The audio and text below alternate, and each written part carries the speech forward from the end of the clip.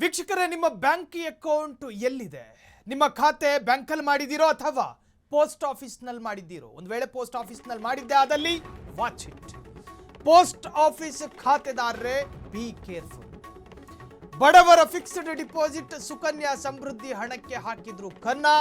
ಕ್ಯಾತನಹಳ್ಳಿ ಗ್ರಾಮದ ಅಂಚೆ ಕಚೇರಿಯಲ್ಲಿ ಬೃಹತ್ ಹಗರಣ. ಮಂಡ್ಯದ ಪಾಂಡವಪುರ ತಾಲೂಕಿನ ಕ್ಯಾತನಹಳ್ಳಿ ಗ್ರಾಮ ಅದು.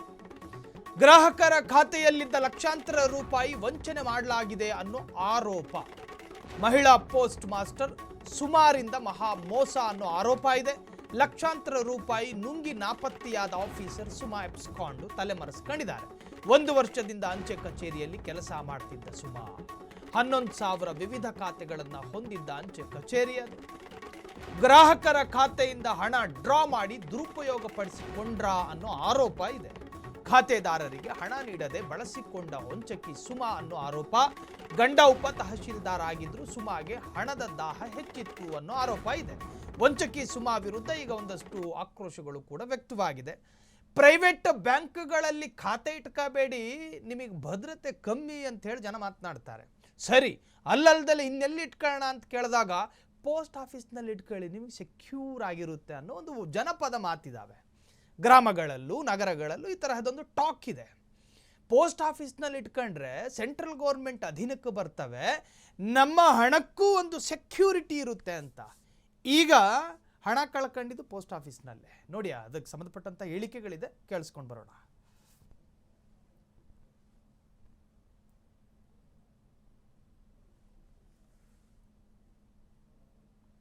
ನಮ್ಮ ಗಮನಕ್ಕೆ ಬಂದಿದೆ. ನಮ್ಮ ಇನ್ವೆಸ್ಟಿಗೇಷನ್ ಟೀಮು ಇನ್ವೆಸ್ಟಿಗೇಷನ್ ಮಾಡ್ತಾ ಇದೆ. 1 ಕೋಟಿ ಹತ್ತತ್ರ ಅಂತ ನೀವು ಹೇಳ್ತಾ ಇದ್ದೀರಾ. ನಮ್ಮ ಇನ್ವೆಸ್ಟಿಗೇಷನ್ ರಿಪೋರ್ಟ್ ಇನ್ನೂ ಬಂದಿಲ್ಲ. ನಮ್ಮ ಇನ್ವೆಸ್ಟಿಗೇಷನ್ ಅವತ್ತಿನಿಂದ ಯಾವತ್ತು ನಮಗೆ ಗೊತ್ತಾಗಿದೆ, ಅವತ್ತಿನಿಂದನೇ ನಮ್ಮ ಇನ್ವೆಸ್ಟಿಗೇಷನ್ ಟೀಮು ಅಲ್ಲಿ ಕೆಲಸ ಮಾಡ್ತಾ ಇದೆ. ಒಂದ್ಸ ಇನ್ವೆಸ್ಟಿಗೇಷನ್ ಟೀಮ್ ರಿಪೋರ್ಟ್ ಬಂದ ಮೇಲೆ ನಾವು ನೆಕ್ಸ್ಟ್ ಇಲಾಖೆ ರೀತಿ ಏನ್ ಕ್ರಮ ಮಾಡಬೇಕು ಅದನ್ನ ಮಾಡ್ತೀವಿ. 30 ಲಕ್ಷದಿಂದ 50 ಲಕ್ಷ ರೂಪಾಯಿ ಗಂಟು ಇದಾಗಿದೆ. ಯಾರು ಮಾಡಿರೋದು? ಇಲ್ಲಿ ಯಾರು ವರ್ಕ್ ಮಾಡ್ತಿದ್ರು ಅವಾಗಿದೆ. ಈ ದೇಶ ಏನಾಗಿದೆ ಅಂದ್ರೆ, ಈ ದೇಶಕ್ಕೆ ಸ್ವಸನೇ ಬಂದಿಲ್ಲ. ಏಕರೂಪ ಕಾರಣಗಳಿಲ್ಲ, ಬಲವಾದ ಕಾರಣಗಳು. ಆಮೇಲೆ ಅಧಿಕಾರ ಸಂವಿಧಾನದಲ್ಲಿ ಏನಾಗಿದೆ ಅಂದ್ರೆ, ಕೆಲಮಟ್ಟದಿಂದ ಅಮೆರಿಕ ಸಿಸ್ಟಮ್ ಇದ್ದಿದೆ. 55 ವರ್ಷ ಇವರೆಲ್ಲ ಕುಂತ್ಕೊಂಡ್ರ ದೇಶ ಆಗ್ತಿರಲಿಲ್ಲ. ಇವರೆಲ್ಲ ಅವ್ರ ಕಡೆಯಿಂದ ಇವರೆಲ್ಲ ರೆಕಮೆಂಡ್ ಮಾಡ್ಕೊಂಡು ಇವರು ಇಲ್ಲಿ ತಿರ್ಗಾ ಮತ್ತೆ ದುಡ್ಡು ಕಟ್ಬಿಟ್ಟು ತಿರ್ಗಿ ಕೆಲ್ಸಕ್ಕೆ ಹೋಗ್ತಾರೆ. ಕಾನೂನೇ ಇಲ್ಲ, ಕಾನೂನೇ ಇಲ್ಲ. ಇಲ್ಲೇ ಒಂದು 6 ತಿಂಗಳು ಸರ್ ಅಷ್ಟೇ. 6 ತಿಂಗಳಿಗೆ ಅಷ್ಟು ಮಾಡ್ಬಿಡೋರ ಜನಗಳು? 6 ತಿಂಗಳು. ಹೆಂಗ್ ಮಾಡ್ತಾರೆ ಈಗ? ಲೇಡೀಸ್ ಹತ್ರ ಮಾಡ್ತಾರ? ಲೇಡೀಸ್ ಹತ್ರ ದುಡ್ಡು ಇದು ಮಾಡ್ರದ ಎಲ್ಲ ಫುಲ್? ಲೇಡೀಸ್ ಅಂತ ಮಾಡಿರೋದು. ಏನನ್ಸುತ್ತೆ? ದುಡ್ಡು ಕಟ್ಟಿದ್ರಂತೆ, ಪೂರ್ತಿ ಕಟ್ಟಿದ್ರಂತೆ. ಮತ್ತೆ ಯಾರೋ ಇಲ್ಲಿ ಹೇಳ್ತಿರು, ಇನ್ನೊಂದ್ ಕಡೆ ಕೆಲಸಕ್ಕೆ ಹೋಗ್ತಾರೆ.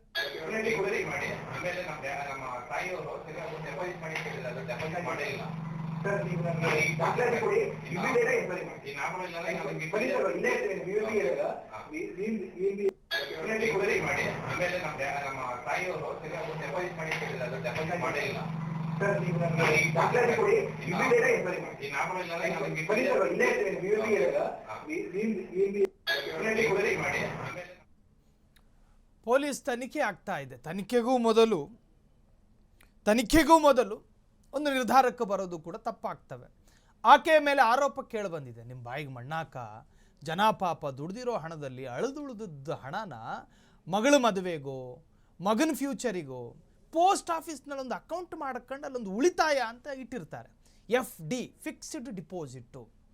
ಅದನ್ನು ನೀವು ಮಿಸ್ಯೂಸ್ ಮಾಡಿಕೊಳ್ತೀರಾ ಅನ್ನೋದಾದರೆ ನಿಮ್ಮ ಮನಸ್ಸಲ್ಲಿ ಅಥವಾ ನಿಮ್ಮ ಹೃದಯದಲ್ಲಿ ಕಾನೂನಿನ ಮೇಲೆ ಅರಿವು ಇಲ್ವೋ, ಕಾನೂನಿನ ಮೇಲೆ ಭಯನೂ ಇಲ್ವಾ? ಪೋಸ್ಟ್ ಆಫೀಸು ಕೇಂದ್ರ ಸರ್ಕಾರದ ಅಧೀನಕ್ಕೆ ಬರುತ್ತೆ. ನಿಮ್ಮನ್ನು ಸ್ಥಾನಕ್ಕೆ ಕೂರಿಸಿರೋದು ಯಾಕೆ?